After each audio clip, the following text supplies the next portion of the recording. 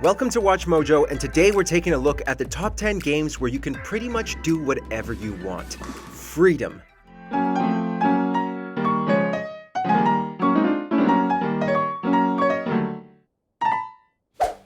Number 10. No Man's Sky.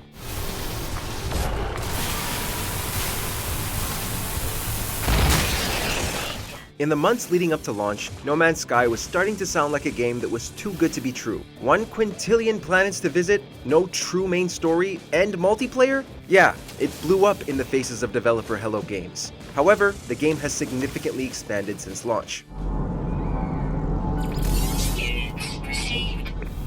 No Man's Sky today truly lets you do just about anything you want to do. You can spend all your time simply exploring planets and collecting data on wildlife. You can make a name for yourself as a bounty hunter and blast any ship that gets in your way. You can even go into real estate and build bases if that's all you want to do.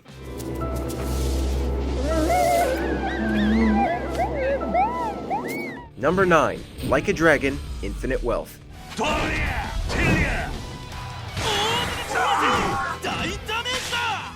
The Yakuza and Like a Dragon games all offer a wealth of activities for you to do throughout each game. We promise we aren't playing recency bias, but Infinite Wealth truly has some of the most diverse and in-depth sets of activities in the series.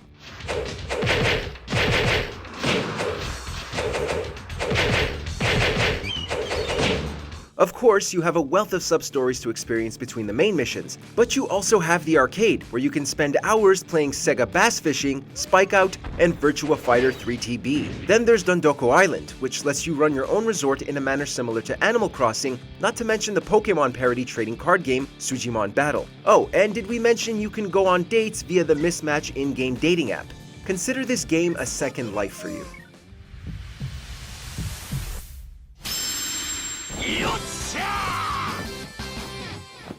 Number 8. Balder's Gate 3. We need each other, and we both know what's at stake. Can't think of better company. One of the best aspects of Balder's Gate 3 is how it doesn't play like most mainstream RPGs. Whereas the usual will keep you generally restricted to one path, Balder's Gate 3 will play alongside you. Whatever build you're going for, the game will play that build with you, and it goes beyond simple dialogue choices. Ready for another round? It can affect your relationships with certain characters, or even open up new opportunities for skill checks, which could lead to other adventures not seen in your initial playthrough. And if you want to off a certain character and be a total menace, well, you can do that, but it isn't advised.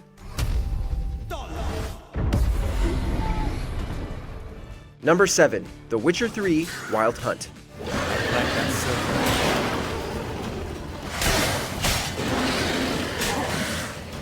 On the surface, The Witcher 3 doesn't seem like a game deserving to be on this list. This is a game where you only get to play as Geralt and your mission remains the same each playthrough: find Yennefer, slay monsters, etc. Thing is that there are a ton of other things to experience here.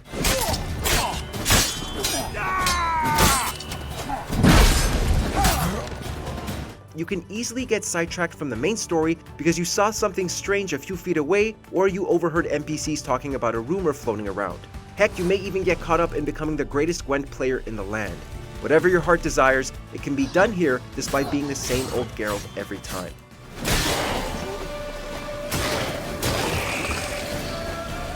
Number 6. Kenshi.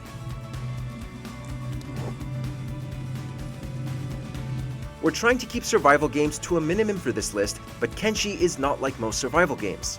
When you spawn into the world, it can be hard to figure out exactly what you should be doing. But that's the thing, there is nothing you should be doing. What has drawn so many players to Kenshi is how the game lets you live out whatever second life you want.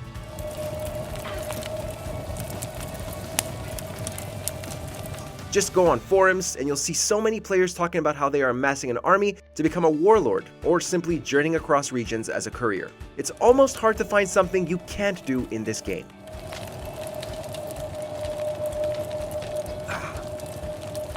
Number 5. Final Fantasy VII Rebirth. How do we cross these plains? Come on now, that's easy. The same way you get anywhere. Pick a direction and start walking. Many of the Final Fantasy games offer a ton of activities for you to take part in, but Rebirth, the second part of Final Fantasy VII's remake trilogy, is loaded to the brim.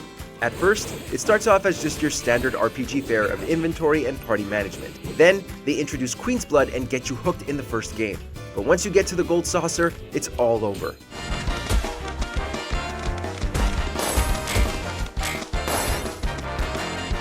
You're going to be spending so much time in chocobo races, combat challenges, Cactuar Crush, piano performances, Pirates Rampage. There is going to be at least one mini-game you're going to keep coming back to.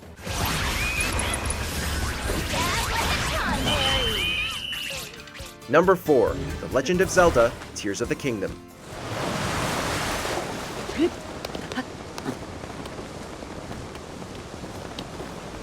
Much like The Witcher 3, the freedom in Tears of the Kingdom isn't in how you get to portray Link or how expansive and malleable the story can be. No, the freedom in Tears of the Kingdom is in how much you want to mess with the game's physics. Once you gain the ability to mesh objects together, you can create all kinds of tools and weaponry.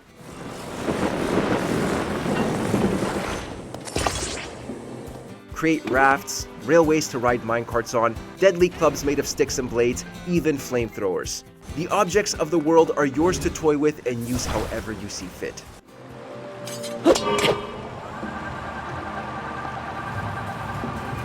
Number 3. Kingdom Come: Deliverance. Now you're getting it. Good. Once again. Now, if you want an RPG that gives you total freedom within its own world, you can live out medieval times in Kingdom Come: Deliverance. Sure, you do have to build your character just as you would in Balder's Gate 3, yet there is a lot more at play in terms of how the world reacts to your actions. Quickly! We have to close the gates! Move! Come on, we're closing! Different crimes warrant different punishments, and your participation in castle sieges can determine how certain towns perceive you.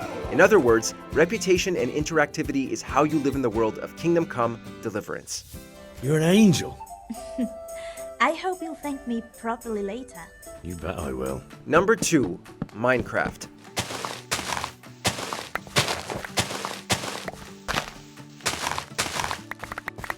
We could easily say that Minecraft deserves a spot because of creative mode. Thing is that even in survival mode, the world is your oyster.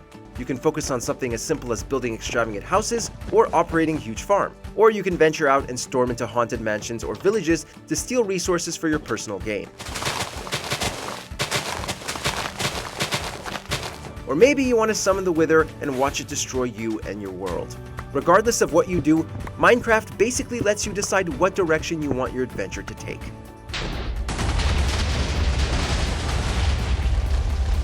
Before we continue, be sure to subscribe to our channel and ring the bell to get notified about our latest videos. You have the option to be notified for occasional videos or all of them. If you're on your phone, make sure to go into your settings and switch on notifications. Number 1. Grand Theft Auto series. Watch it!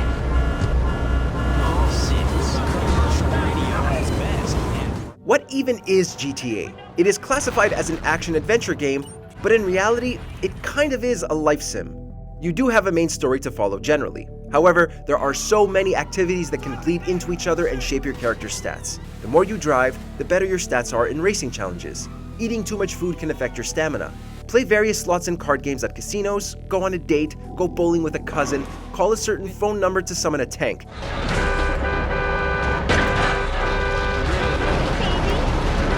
Every game has so many different things to do that calling GTA an action-adventure game is kind of a disservice to what the game actually is. Well, when you look at GTA 3 and then the games that came after it anyways.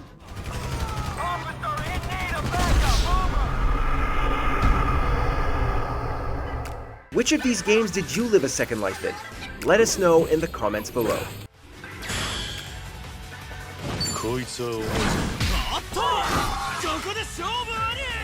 In the mood for more awesome gaming content?